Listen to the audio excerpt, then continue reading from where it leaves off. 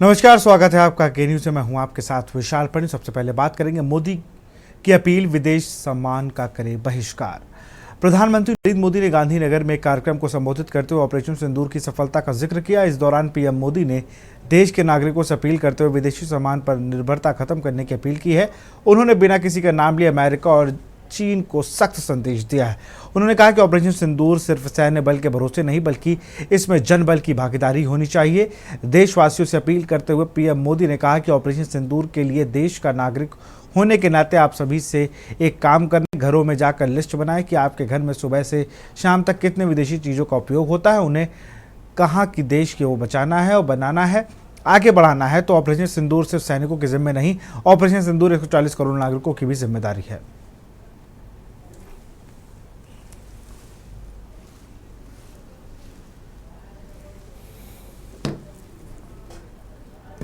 पे गर्व होना चाहिए, मेड इन इंडिया पर गर्व होना चाहिए।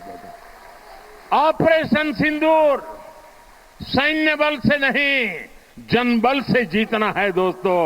और जनबल आता है मातृभूमि की मिट्टी में पैदा हुई हर पैदावार से आता है। इस मिट्टी की जिसमें सुगंध हो, इस देश के नागरिक के पसीने की जिसमें सुगंध हो, उन चीजों का मैं इस्तेमाल करूंगा।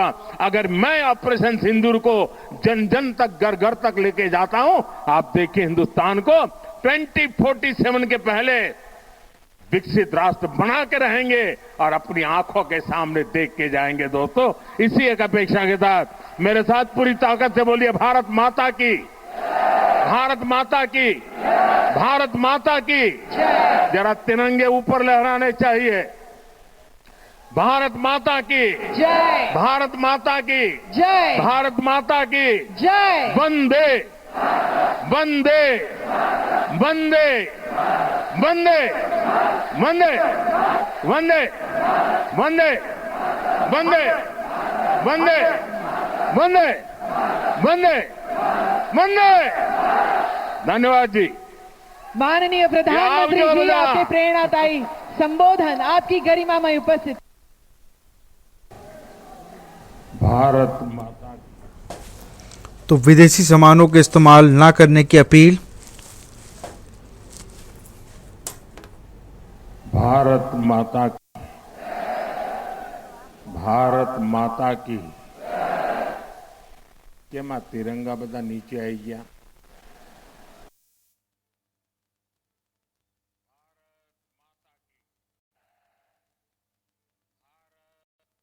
की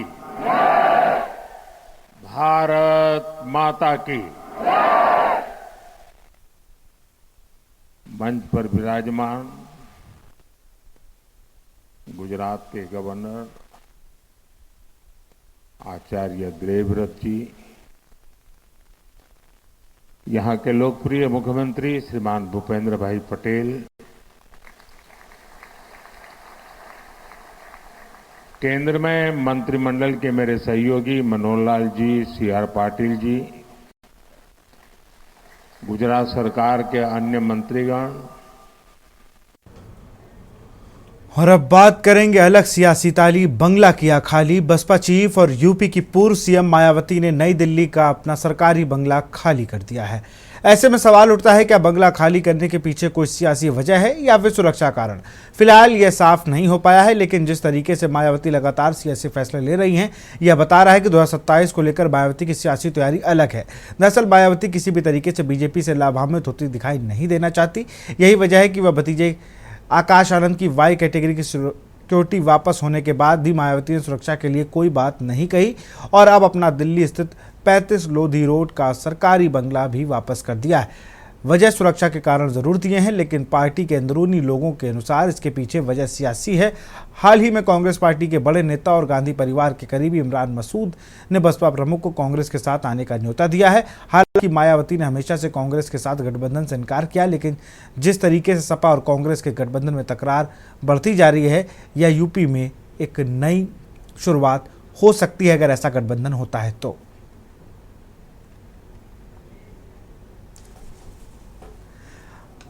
और इसी खबर पर अधिक जानकारी के साथ विशेष संवाददाता अखिलेश सिंह हमारे साथ जुड़ चुके हैं। अखिलेश, दो चीज़ें हैं, पहला सुरक्षा की दृष्टिकोण से बंगला खाली करने की खबर या फिर कोई बड़ी राजनीतिक चाल? देखिए, विशाल मायावती ने अपना दिल्ली का लोधी रोड 35 नंबर बंगला भले ही खाली कर दिया और इस बंगले को चुपचाप तरीके से खाली किया। और खाली करने के दौरान भी कहा जाए, उन्होंने 20 मई को इस बंगले को खाली किया था और CPWD को उसको चाबी सौंप दी थी। इसकी भनक उस समय किसी को नहीं जाना कि पता है कि उन्होंने अपना ये बंगला खाली कर दिया। इसके बाद ये मीडिया में जिस तरह से चर्चा का विषय बना, अब जो पता चला है उसमें कहा गया है कि बंगला खाली करने के पीछे सुरक्षा के कारण बताए गए। लेकिन सुरक्षा की बात की जाए तो इससे पहले भी सुरक्षा को लेकर मायावती की तरफ से कोई भी केंद्र सरकार को चिट्ठी नहीं लिखी गई, न तो गृह मंत्रालय की इसके लिए कोई चिट्ठी लिखी गई कि सूचना दी गई कि कोई सुरक्षा के लिहाज से उनके पास है। साथ ही साथ Z+ को जो सिक्योरिटी थी जो बंगले पर भी रहती थी, उस यूनिट को भी उनकी तरफ इन्फॉर्म कर दिया गया है कि अब उस सिक्योरिटी को उनकी कोठी पर जरूरत नहीं, इसलिए यहाँ से उसको हटा दिया जाए।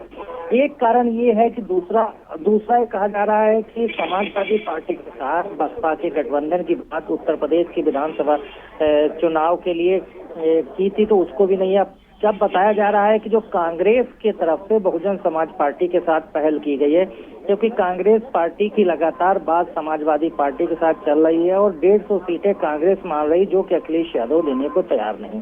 इसके बाद ये लगता है कि कुछ कांग्रेस की तरफ से पॉजिटिव बात मायावती की हुई होगी। बहुजन समाज पार्टी और कांग्रेस मिलकर उत्तर प्रदेश में विधानसभा चुनाव लड़ने की प्लानिंग कर रही होगी, ऐसी चर्चाएं चल रही हैं।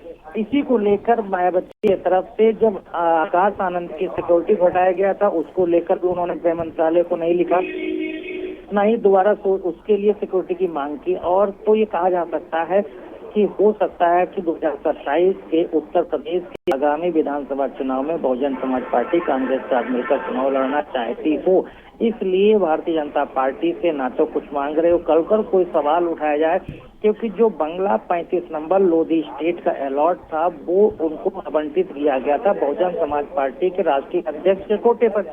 और चूंकि पार्टी का राष्ट्रीय दर्जा है वो हो गया है, तो पार्टी के राष्ट्रीय अध्यक्ष का पद खत्म होने के बाद ये भी कोठी भी खाली करा जा सकती थी कानूनन। तो शायद ये है कि भाजपा के रहमो करम पर कोठी बनी थी, भाजपा खाली नहीं करा रही थी, या कह सकते हैं प्रधानमंत्री मोदी के इशारे पर इसके लिए खाली करने के लिए कोई नोटिस CPWD की तरफ से नहीं दिया गया, नहीं ना तो शहरी मंत्रालय की तरफ से दिया गया। तो ये कई कारण होंगे कि कोठी खाली करके भाजपा से दूरी बनाना, आकाश आनंद सिक्योरिटी को वापस न मांगना, ये दूरी बनाना, सुरक्षा कारणों का हवाला देके कोठी खाली कर देना, उसकी बात सार्वजनिक नहीं करना।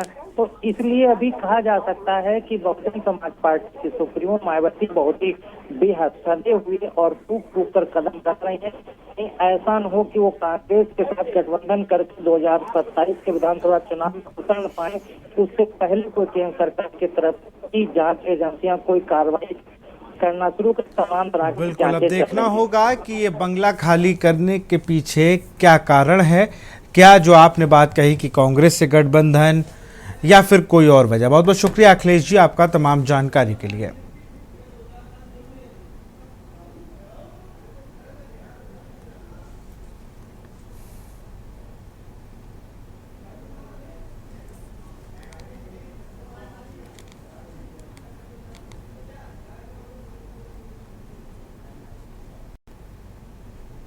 और अब बात करेंगे सुसाइड नोट में ससुर को क्लीन चिट। परिवार के 7 लोगों की मौत मामले में पुलिस को मिले सुसाइड नोट में मृतक परिवार के मुखिया प्रवीण मित्तल ने ससुर को क्लीन चिट दी है।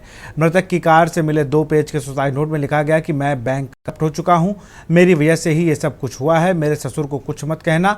आगे लिखना गया कि अंतिम संस्कार समेत अन्य रस्में मामा का लड़का निभाएगा। मृतक के ससुर राकेश गुप्ता ने बताया कि प्रवीण पंचकुला के बरवाला का रहने वाला है। उसने बिजनेस के लिए करीब 10 साल पहले 1 करोड़ रुपए का लोन लिया था।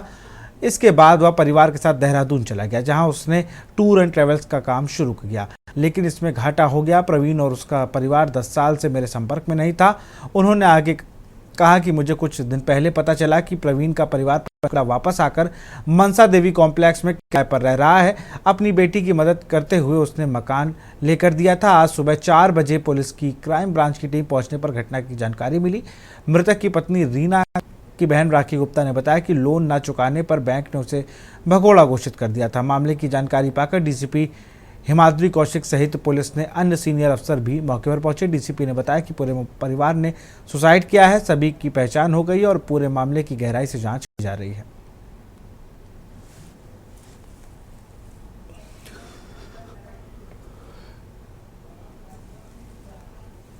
और इसी खबर पर अधिक जानकारी के साथ सुखविंदर सैनी हमारे साथ संवाददाता पंचकुला से जुड़ चुके हैं। सुखविंदर, सुसाइड नोट में ससुर को क्लीन चिट दी गई है और बताया गया है कि अंतिम संस्कार भी हमारा कौन करेगा। जी बिल्कुल, जो मामला हुआ है बहुत ही जो घटना हुई है जिसमें 7 पारिवारिक मेंबर की जो मौत हो गई है, सुसाइड हुआ है, उसमें बिल्कुल एक सुसाइड नोट मिला है 2 पेज का बकायदा कार में से, जिसमें उसने अपने आप को, जो मृतक है उसने अपने आप को कहा है कि मैं खुद जो बैंक का जो करप्ट हो चुका हूँ, बैंक से उसको भगौड़ा भी घोषित किया हुआ था। उसने कहा कि मैं अपनी मौत का खुद जिम्मेवार हूँ और उसने बकायदा अपने ससुर को जो क्लीन चिट दी है। और ससुर ने बताया कि जो मृतक था हमारे कम से कम 10 साल से जो उसके संपर्क में नहीं था, कुछ दिन पहले ही बताया जा रहा है कि पंचकूला में आया था और उसने खुद अपनी बेटी की मदद करने के लिए उसको एक किराए पे मकान लेके दिया हुआ था। और ये जो घटना घटी है उसने एकदम अपने ससुर को एकदम क्लीन चिट दी है। उसने खुद कहा है कि मैंने जो लोन लिया था और उसमें मैं जो एकदम जो लोन वापस नहीं कर पाया, इसलिए जो मैं अपनी मौत का खुद जिम्मेवार हूँ। जी बहुत बहुत शुक्रिया आपका तमाम जानकारी के लिए।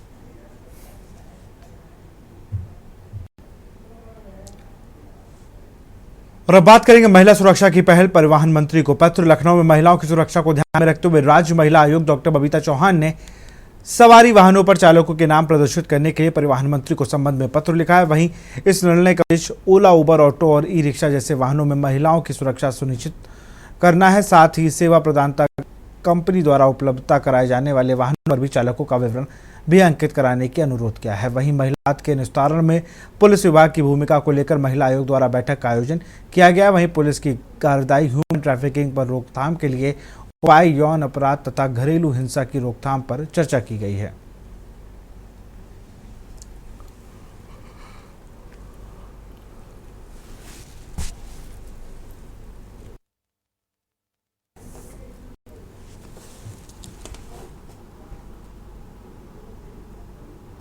देखिए, ये कार्यशाला हमारी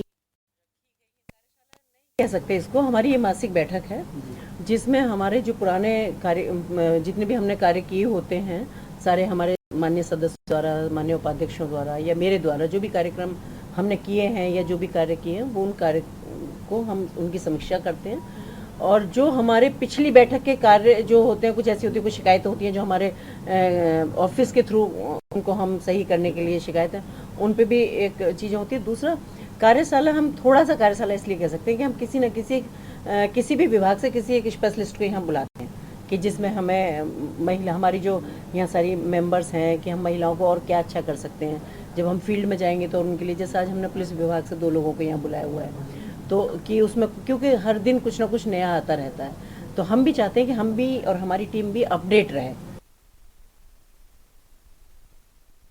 और इसी खबर पर अधिक जानकारी के साथ शिवा हमारे साथ जुड़ चुका है, हमारे संवाददाता। शिवा, अगर बात करें हम तो वाहनों पर चालकों के नाम प्रदर्शित करना अगर पत्र के मान लिया जाता है तो एक बहुत अच्छी सोच है, बहुत अच्छी चीज़ के हम लिए हम आगे बढ़ें, क्योंकि हम लोग को सारी चीज़ें सुरक्षा की दृष्टि से एक बहुत अहम कदम है ये। बिल्कुल विशाल, राज्य महिला आयोग के अध्यक्ष है डॉक्टर बबीता सिंह, और महिला अपराध को लेकर के उन्होंने पुलिस विभाग के अफसरों के साथ बैठक की है। और इस बैठक में महत्वपूर्ण निर्णय लिए गए हैं कि पुलिस की कार्रवाई, ह्यूमन ट्रैफिकिंग पर रोकथाम के लिए उपाय, यौन शोषण के आरोप और घरेलू हिंसा की रोकथाम के लिए चर्चा की गई है। और ये भी कहा गया है कि प्रदेश में 25 करोड़ की आबादी में 12 करोड़ ज्यादा महिलाएं हैं, तो ऐसे में जो महिला सुरक्षा है वो काफी ज्यादा अहम हो जाती है उत्तर प्रदेश के लिए। और उन्होंने एक चीज खास तौर पे कही है कि आम दिनों में हमने देखा है कि बहुत ज्यादा जो अपराध महिलाओं के खिलाफ जो हुए हैं वो ई रिक्शा, टेम्पो, ऑटो और ओला, उबर के चालकों द्वारा किए गए हैं, ये पुलिस के ड्राफ्ट में भी सामने आया है।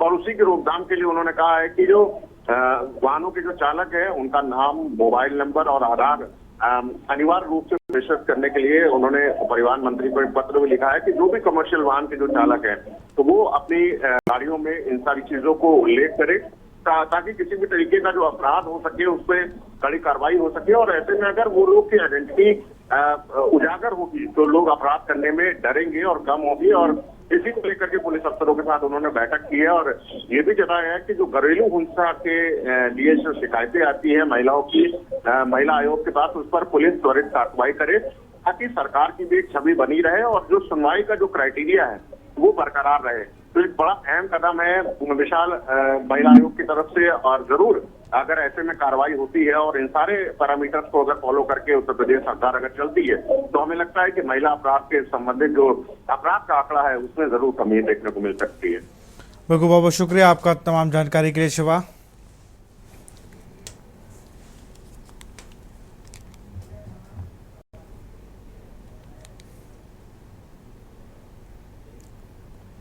बात करेंगे घटिया सामान सवालों को घेरे में सप्लायर, लेकिन एक छोटे से ब्रेक के बाद।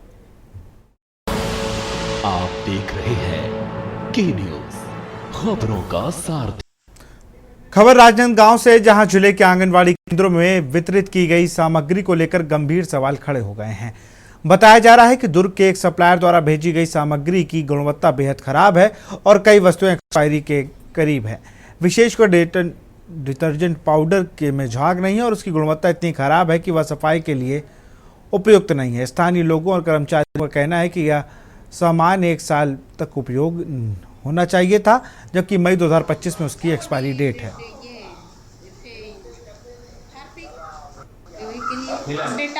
में सप्लाई हुई है जिसमें सबसे बड़ा इशू एक्सपायरी डेट का। एंटीसेप्टिक लिक्विड जो साल भर के लिए दिया गया है उसकी एक्सपायरी डेट मई 2025 है।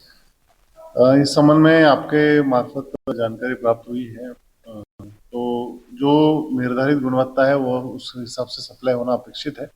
इसका परीक्षण किया जाएगा और डेफिनेटली अगर ऐसा किसी भी प्रकार से सप्लाई हुआ है तो उसका रिप्लेसमेंट भी किया जाएगा और करवाएगा। इसके अलावा भी कई जगह अभी तक सामान पहुंचे नहीं है और सामानों की संख्या भी काफी कम है। डिटर्जेंट की क्वालिटी खराब है। साल भर के लिए केवल 1 झाड़ू दी गई है। ये इस संबंध में मुझे अभी आपके माध्यम से ही जानकारी प्राप्त हुई है, तो जब तक पूरे विषय का पूर्ण परीक्षण नहीं किया जा सकता तब तक किसी भी प्रकार का कमेंट नहीं कर पाऊंगा। लेकिन ये आश्वस्त करते हैं कि जो नियम है और जो गुणवत्ता है उसका अनुरूप कार्य। सर, इसी बिना भवन भी जल जाता है। जैसे अभी बरसात आई तो सीपेज आता है, उसमें करंट बहुत आता है दीवारों में। मोतीपुर जो उसमें करंट आ जाता है। समय समय पे जो आवश्यक मरम्मत कार्य है उसके निर्देश शासन से भी है, जिला स्तर से भी जारी होते हैं। ग्राम पंचायतों में जो आंगनवाड़ी केंद्र है उसमें पंचायतों के माध्यम से और शहरों में निकाय या फिर विभाग के माध्यम से मरम्मत किया जाना आवश्यक है। ऐसे जहाँ पे शिकायत आती है तो हम वहाँ पे समय समय पे करेक्टिव स्टेप्स भी लिए जाते हैं। अगर ऐसे कोई पर्टिकुलर केस है तो डेफिनेटली उसमें मरम्मत का कार्य किया जाएगा।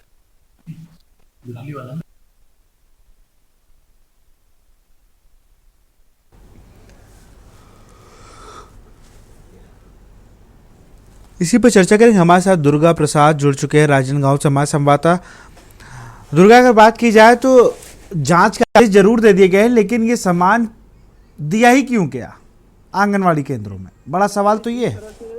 जिस तरह से हम बात करेंगे महिला बाल विकास की, इस तरह से घोर लापरवाही है। जो एक्सपायरी डेट दवाई यहाँ पे जो बच्चों के भविष्य के साथ खेला जा रहा है, वहाँ पे जो पूरी तरह से एक्सपायरी डेट दिया गया है और जो दुर्ग एजेंसी द्वारा दिया गया है। हमने कलेक्टर से भी इस संबंध में बात करने का प्रयास किया।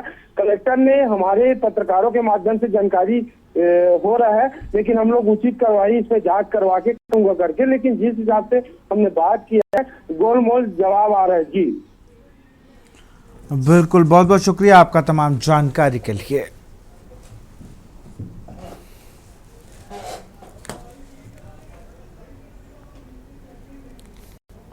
और अब बात करेंगे नोएडा में कोरोना का खौफ, 15 पॉजिटिव मरीजों से सनसनी।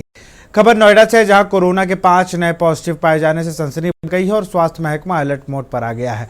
इसी के साथ अब जिले में कोविड पॉजिटिव मरीजों की संख्या बढ़कर 15 हो गई है। जिला निगरानी अधिकारी टीकम सिंह ने बताया कि विभागीय पोर्टल पर सोमवार तक 10 कोविड केस दर्ज थे, लेकिन अब यह संख्या 15 पहुंच गई है। सभी कोविड पॉजिटिव को होम आइसोलेशन में रखा गया है। अब 7वें दिन दोबारा सभी की जांच कराई जाएगी। पॉजिटिव केस में शामिल सेक्टर 119 निवासी 43 वर्षीय एक मरीज 21 मई को चेन्नई से यहां वापस आया था, जबकि अन्य सभी मरीजों भी नोएडा या ग्रेटर नोएडा निवासी हैं।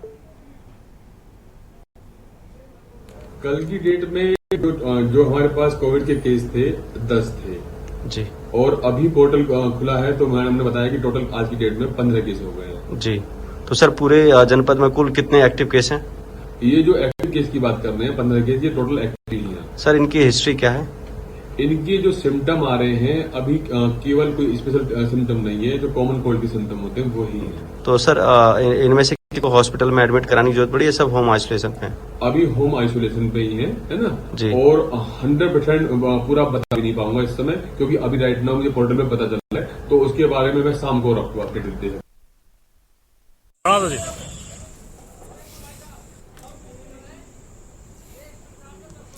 और इसी खबर पर अधिक जानकारी के साथ अशोक द्विवेदी हमारे संवाददाता फोन लाइन पर जुड़ चुके हैं। अशोक, अगर बात की जाए तो कोरोना के 15 मरीज मिलना नोएडा में? हाँ विशाल, बिल्कुल मैं आपको बता दूं 3 दिन पहले एक कोरोना पॉजिटिव मरीज आया था सबसे पहले। उसके बाद में जो है स्वास्थ्य विभाग जो है एक्टिव हुआ और लोगों की जांच करने लगा। तो मैं आपको बता दूं कि कल शाम तक 10 मरीज हुए थे, लेकिन आज अभी जब कोरोना पोर्टल खोला गया तो उसमें मरीजों की एंट्री दर्ज की गई है। इसमें मैं आपको बता दूं करीब 3 दिन के अंदर 15 लोग कोरोना पॉजिटिव आए हैं, जिन पे वहीं स्वास्थ्य अधिकारियों से बात करने पे बताया गया कि इनके जो सिम्टम्स हैं वो कॉमन सिम्टम्स हैं, जबकि इसमें ना कोई बाहर गया था। सिर्फ एक व्यक्ति जो है 119 का रहने वाला है, जो चेन्नई से 21 मई को वापस आया था। बाकी सभी लोग नोएडा और ग्रेटर नोएडा के ही हैं और यहीं पे है। दूसरी सबसे बड़ी बात यह है कि इनके संपर्क में आने वाला भी जो जितने भी व्यक्ति हैं वो कोई कोरोना पॉजिटिव नहीं पाया गया। फिलहाल के लिए स्वास्थ्य विभाग एक्टिव मोड पे है और लोगों को गाइडलाइन दे रहा है कि घर से बाहर निकले तो मास्क लगा के निकले, भीड़ भाड़ वाले इलाके से कम जाए, क्योंकि कोरोना के जो सिम्टम्स हैं वो पहले देखा गया था पहले के कोरोना के टाइम में कि एक दूसरे को फैलते थे। लेकिन फिलहाल के लिए अभी अच्छी बात यह है कि अभी ऐसा कोई सिम्टम्स नहीं आया कि एक दूसरे से कोरोना फैल रहा हो, जिसको लेकर के स्वास्थ्य विभाग ने गाइडलाइन जारी की है और अपना हेल्पलाइन नंबर जारी किया है कि अगर किसी को कोरोना के सिम्टम्स दिखते हैं तो वो उस नंबर पे सूचना कर सकता है। विशाल, बहुत बहुत शुक्रिया आपका तमाम जानकारी के लिए अशोक।